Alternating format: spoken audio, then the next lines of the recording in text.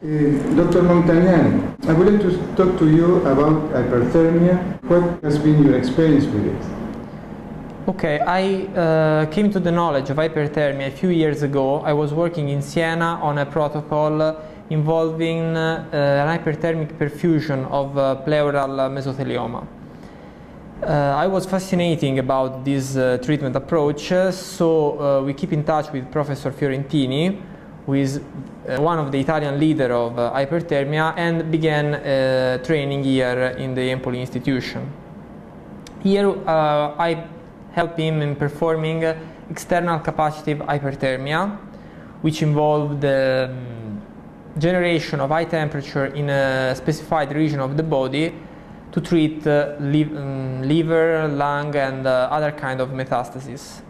Specifically, here we are performing two ways to try to increase the results of hyperthermia, because in my opinion one limit of hyperthermia is the impossibility to reach enough temperature to destroy the cancer cell, and these temperatures are almost widely recognized in the range of 43 degrees Celsius or more. Now you cannot reach that temperature and stay at that temperature long enough without damaging surrounding tissue.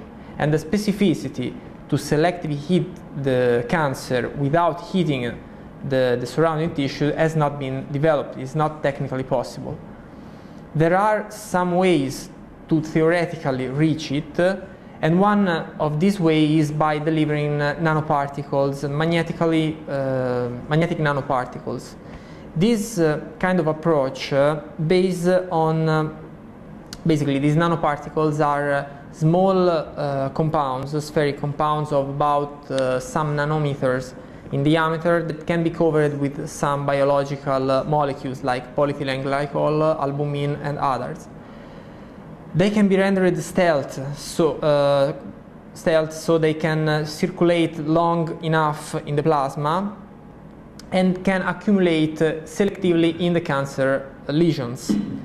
Once they are put in a magnetic field, an external magnetic field, they can hit very efficiently and reach very high temperature in the range of 70–80 degrees.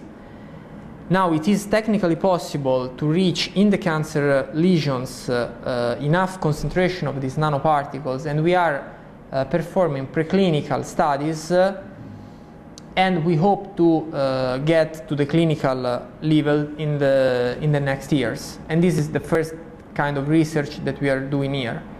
The second regards the thermosensitizer agents. These are molecules or drugs that can render the cancer cell more susceptible to hyperthermia. This is we are trying to induce a significant damage also at lower temperature, without the need to reach 43 or 44 degrees. And how do you do that? There are several preclinical data.